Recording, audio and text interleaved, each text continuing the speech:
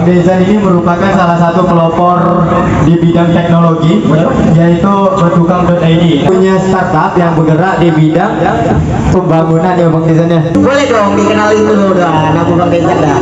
Assalamualaikum warahmatullahi wabarakatuh. Waalaikumsalam. Perkenalkan, nama saya Dejan Taurnajaya. Saya CEO dan founder dari aplikasi Betukang.id.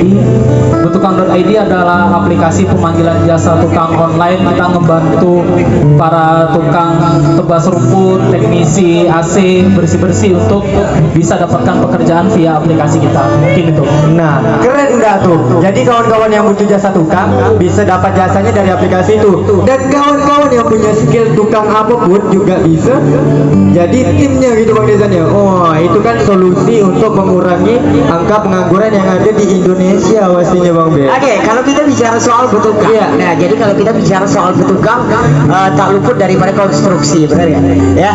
Baik itu interior maupun eksterior dan lain sebagainya macam.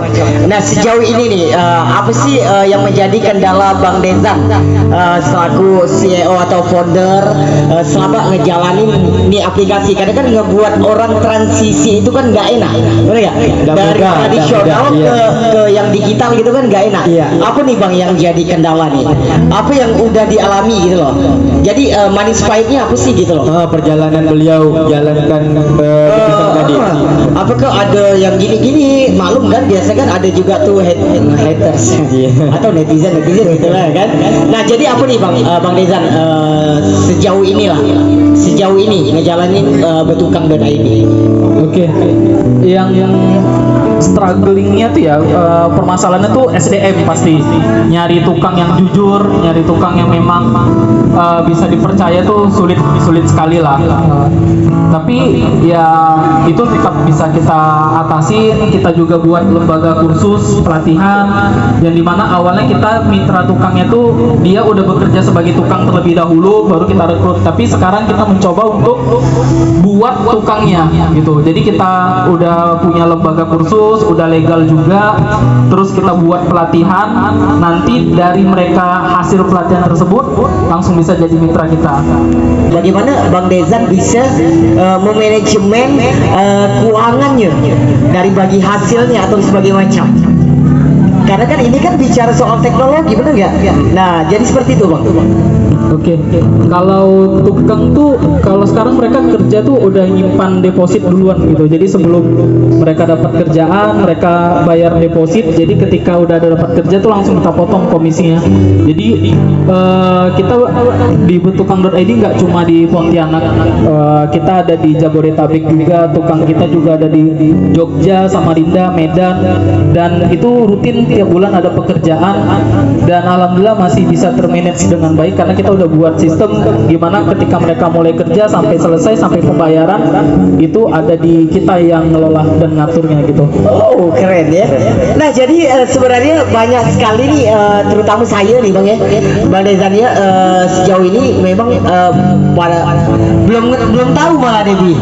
Nah kalau tidak dibuat acara ini kita tidak tahu kalau ada salah satu jasa konsultan kalau menurut saya, tapi di bidang yang bergerak di bidang digital gitu, yang bisa memberdayakan, ya kan, memberdayakan tukang-tukang yang ada di mana pun misalnya yang ada di Jogja, di Jabodetabek dan sebagainya. Pastinya mempermudah masyarakat untuk dapat tukang dan mempermudah kawan-kawan untuk dapat pekerjaan kayak gitu. Iya.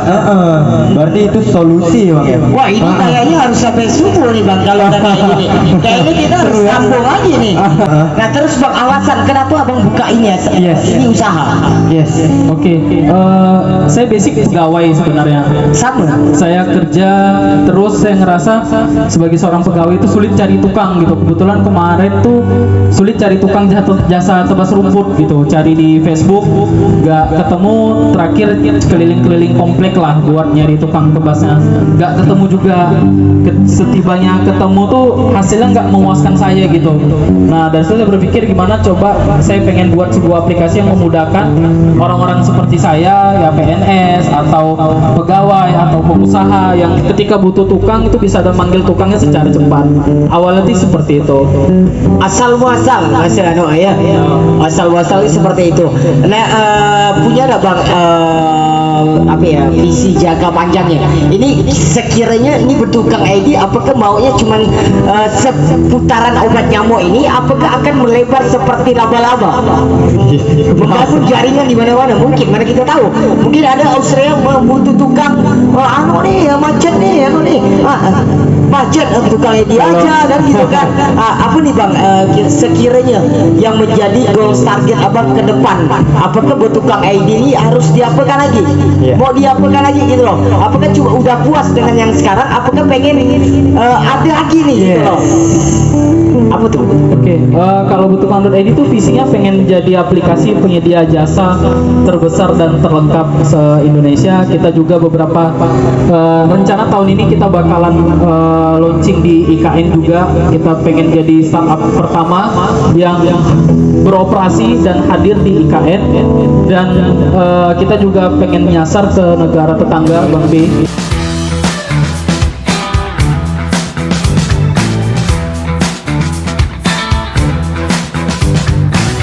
Kalau gitu silakan Korbi. Ini juga salah satu anak muda Kuburaya yang keren sekali. Salah satu finalis pemuda pelopor Kalimantan Barat, Bang Ben. Sempat juara. Sempat mewakili Kalimantan Barat ke nasional.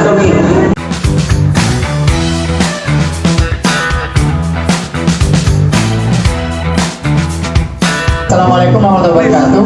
Salam sejahtera untuk kita semua. Terima kasih banyak nih teman-teman di Kuala 2, terutama untuk sama Juisi yang malam ini memfasilitasi kita bisa silaturahmi ketemu pada malam hari ini, yang mungkin kita bisa memberikan dampak atau resonansi yang lebih besar lagi kepada anak muda yang ada di Kuburaya. Amin ya Allah. Jadi Bang Ben, saya kenal beliau ini namanya ya Budiansyah Bang ya. Saya anggap abang saya juga, mentor saya juga, yang keren sekali, penggerak UMKM yang udah melalang buana di UMKM kabupaten dan provinsi, yang pastinya udah go nasional juga Bang Budi ya, dengan produk kopinya asli Punggur, sejarahnya yang luar biasa sekali, dan beliau berani berinovasi terhadap potensi yang ada di desa. Desa beliau kayak gitu Bang Ben. Jadi malam hari ini dan menutup kemungkinan anak-anak muda yang hadir pada malam hari ini tadi bisa lebih terbuka nih. Oh, di desa aku ada potensi ini. Siapa tahu dari Bang Budi, dari Bang Desa kita bisa dapatkan ilmu itu tadi. Nah, kayak gitu. Oke Bang Budi, lanjut Bang Budi, mungkin bisa cerita sedikit perjalanan Bang Budi apa tadi tuh? Juragan. Dengan Juragan Kopi itu gimana gitu, asal muasalnya tadi. Oke. Kalau bisa bicara soal Juragan Kopi, kenapa dikasih nama Juragan? Oke, siap. Pertanyaannya sangat baik sekali, Pak. Nah, Juragan itu filosofi saya adalah apa ya? Nama itu adalah doa, gitu Pak. Jadi setiap orang menyebutkan nama itu maka akan menjadi doa bagi kita kan. Nah kan juga enak juga disebut abang Juragan. Berarti cuma mengalihkan. Kenapa tidak Sultan Kopi ya? Lebih enak Juragan gitu Pak. Lebih enak Juragan. Dan alhamdulillah untuk brand merek Juragan Coffee ini juga sudah terdaftar HKI. Jadi HKI intelektual, jadi udah terlindungi oleh pemerintah selama 10 tahun ke depan, tidak bisa digunakan oleh orang lain. Kenapa milih kopi? Kalau bicara Punggur ya, mungkin orang lebih banyak kenalnya Punggur Langsat dengan Iya, kok nggak main langsat gitu, langsat digital atau gimana gitu kan? Aku pengen nggak bikin langsat digital ber-ID ya, bang. Pengen, yang namanya pengen siapa saya. Ya, siap betul. Sebenarnya kalau bicara masalah kenapa kopi, kurang lebih 50 tahun yang lalu itu komoditi asal di Punggur itu adalah kopi sebenarnya, Bang. Jadi barulah ada durian dan langsat. Nah, kenapa juga kami pilih kopi? Karena potensi market untuk sekarang itu sangat besar sekali, ya. Dan juga apa ya? Potensi bahan bakunya ada, petaninya ada, anak muda yang juga kita gerakkan untuk sama-sama mengangkat produk lokal ini juga ada seperti itu. Kenapa tidak langsat atau durian? Yang pertama, langsat dan durian ini merupakan komoditi tahunan dan musiman, dan belum ada produk turunannya gitu. Tapi kalau kopi kan ya sekarang, dulu mungkin gaya hidup, tapi sekarang udah menjadi kebutuhan hidup gitu loh. Gak pilih gender kan, laki-laki, perempuan, tua atau muda, semuanya udah setiap waktu udah kopi. Oke, kalau kita bicara soal Juragan Kopi, gimana nih strategi marketing? Strategi apa ya yang dipakai dalam mengenalkan Juragan Kopi? Karena ketika waktu itu sampai di Bandung, itu sempat ketemu juga dengan Juragan Kopi, dan itu pun baru tahu kalau itu punya Bogor. Oh, Ternyata kopinya ada di bandara. Nah itu gimana tuh strateginya bisa masuk ke sana? Jadi strategi pemasaran kita itu kita lakukan berbagai metode bang. Yang pertama kayak kemarin COVID ya kita lebih menggalakkan kepada digitalisasi lewat web, lewat sosial media seperti itu. Dan juga kita ada secara offline. Offline itu ya kita jual door to door atau one by one gitu kan, ketemu dengan mitra atau jaringan relasi dari teman-teman tim semua seperti itu bang. Dan juga ada pola yang terlaku adalah partnership. Jadi partnership itu seperti macam mitraan ke Angkasa Pura, terus ke dinas-dinas pemerintah daerah setempat. Jadi komunikasi itu yang kita bangun sehingga menjadi upaya kita untuk memperkenalkan produk ini. Dan juga tidak bisa dipungkiri adalah personal branding juga sih bang. Oke, thank you sekali lagi buat teman-teman semuanya. Jangan lupa juga di follow Instagram daripada Juragan Kopi di @juragankopi atau di website itu ada di www.juragankopi.com. Oke. Di sini siapa yang pernah ke hutan Albasia siapa nih? Belum ada. Ya, sekelompok ini hanya. Ini udah pernah pernah. semua nih. Ini pernah ngecamp kurang lebih 7 hari 7 malam. Memang Bang Be, wisata hutan Albasia itu rata-rata orang luar Bang Be yang datang Bang Be. Rata-rata yang setahu saya itu yang sering datang ke sana tuh dari Bengkayang, Iya. terus dari Sambal. Bahkan kemarin dari Bogor Bang Be ada kegiatan situ. Bogor mana nih? Bogor benar-benar Bogor. Oh Bogor. Kau ini sembuh. Wah, Bogor kata dia. Oke sini Bang Rijal. Nah, karena ini salah satu wisata yang wajib kita angkat. Oke, siap. Kenapa wajib kita angkat? Karena dia terletak berada di tempat yang sangat-sangat strategis. Cerita apa nih, Bang? Asal muasal kenapa mau garap itu hutan? Karena kan kita tahu hutan itu kan dulu tuh semua gitu loh. Asal masalah Basya itu awal mulanya kadang tak dibuat ya. Tak ada buat terus. Ya nempas lah. Waktu itu seorang lepas. Nah, waktu itu ada 15 orang. Ramai ya? Ramai. Dari 15 orang itu ya bertahan cuma kau. 4. Tinggal 4. Kenapa mau bertahan? Karena ada potensi. Ada potensi. Ya, dan segi bisnis ada potensi keuangan di situ juga untuk SDM juga mengangkat ekonomi.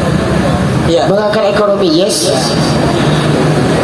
Nah kalau bicara soal Albasia ini kan pernah kalau tidak salah saya 2020 itu sempat meletup di angka 1.000 lebih pengunjung.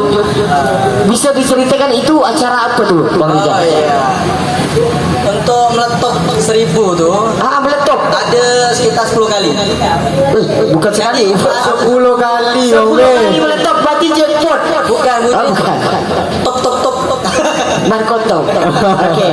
Itu gimana tuh? Kok bisa sampai spiral itu tuh? Oke, waktu kegiatan itu kegiatan event. Event apa? Ya, event bootcamp waktu itu. Oh iya. Itu dia semi metal, kegiatan anak metal juga. Sering juga ada kegiatan DJ waktu itu. Ya DJ lokal yang ada di Pontianak juga ada 2 DJ waktu itu. Nah, sempat booming juga di masa itu. DJ Alau? Bukan. DJ berarti DJ luar gitu ya? DJ luar. DJ luar. Oke.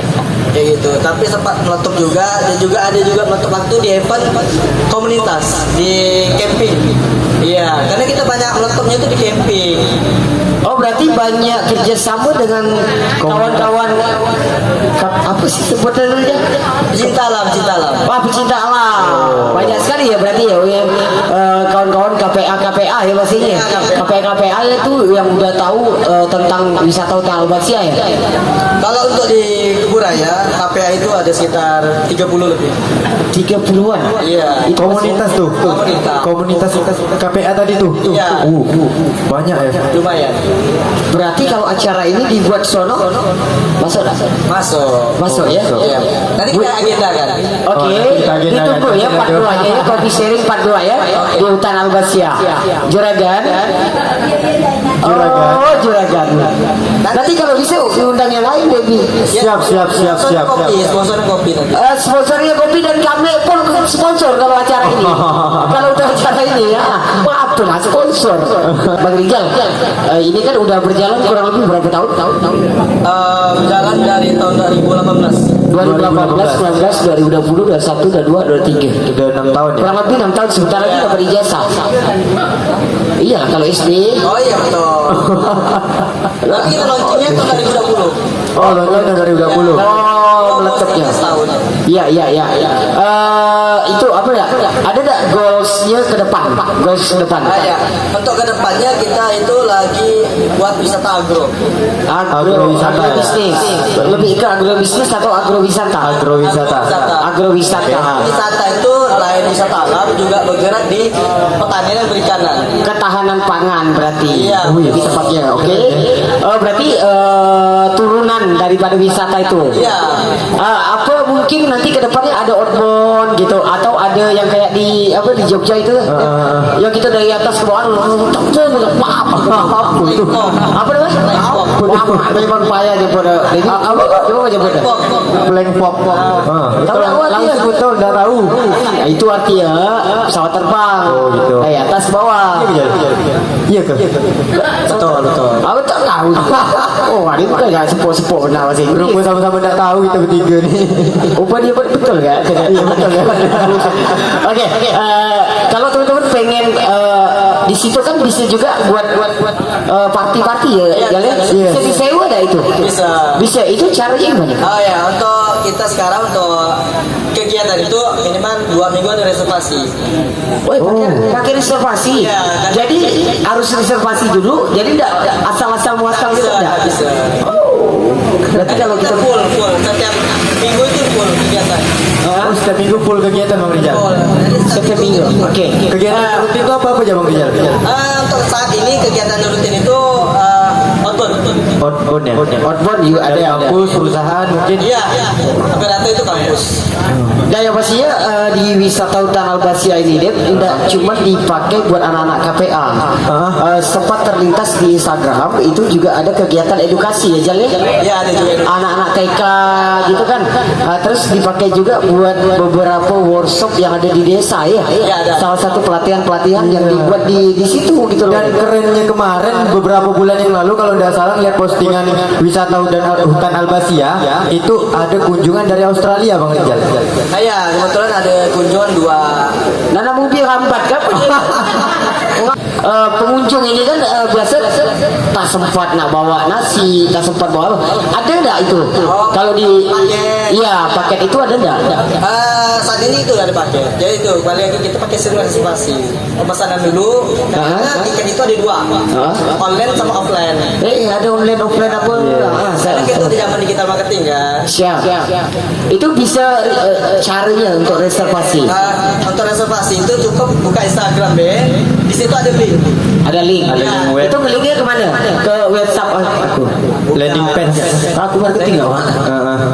Terus Lupa aku jadi.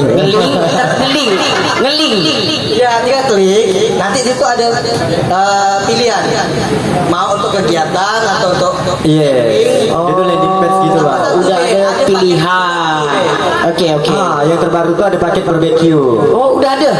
Bisa di sana juga bisa petik jambu biji Bang Rizal ya. Ya bisa. Jambu kristal. Oke. Masanya gratis Oke, nanti di bulan puasa mudah-mudahan bisa launching. Ya belum puasa. Ya bagaimana nih? Buka puasa bersama kita kan pengen juga coba. Banyak beliau nih mau bagian mana nih kata dia. Gimana ya? Bisa. Mungkin puasa jambu itu udah panen raya. Panen raya. Panen raya. Oke, siap. Kita tunggu panen rayanya. Jadi buat kawan-kawan semuanya untuk dapatkan informasi terpenting terkini tentang wisata hutan Albasia, bisa langsung di follow Instagramnya di mana? @apa? Hutan Albasia. Tak ada wisata nih. Hutan Albasia. Oke, siap. Oke, makasih buat Bang Rizal. Yang pasti kita foto dulu. Oke.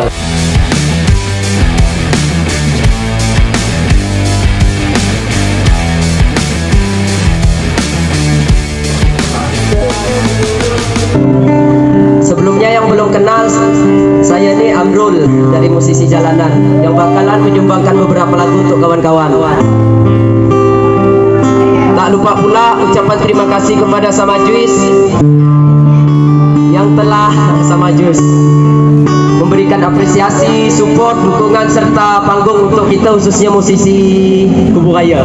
Kasih tayo. Apa maksudnya? Aduh, sudah. Ayo. Jangan dulu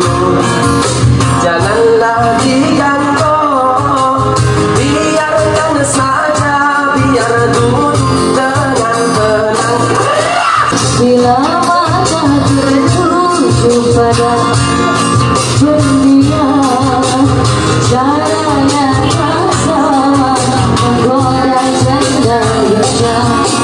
Sungguh aku tak mengerti apa yang telah terjadi dan ku tak ingin engkau pergi jauh dari hidupku.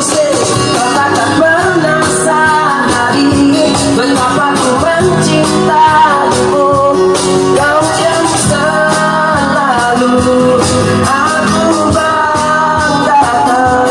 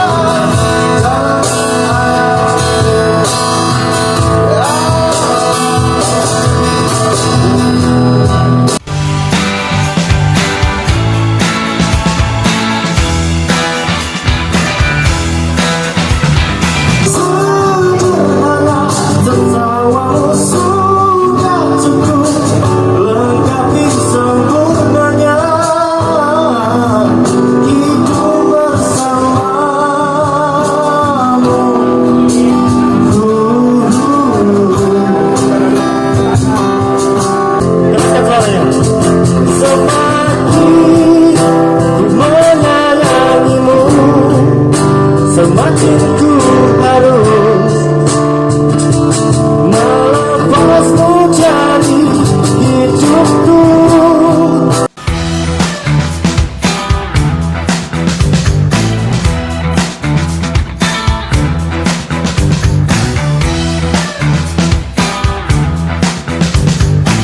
Wahyu sekali-sekali boleh dong lagu Bento. Pasti keren juga. Bareng kau tapi Bento versi Seventeen nih. Oh nih, tak tahu kali ada cekok-cekok Melayu. Hafal.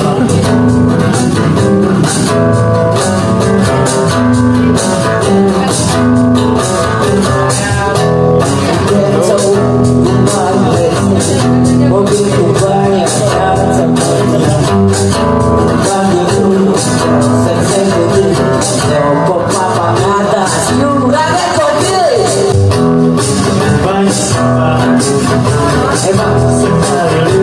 oke sajalah, jaga apa saja. Aku senang, aku menang, sempat orang susah karena aku yang berhasil sekali lagi.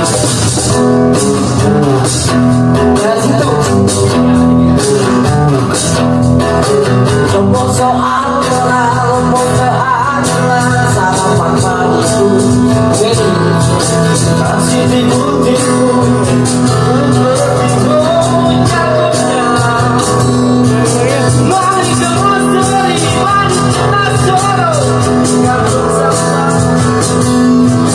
Siapa yang mau disuruh datang padaku? 2, 1, 3. Kita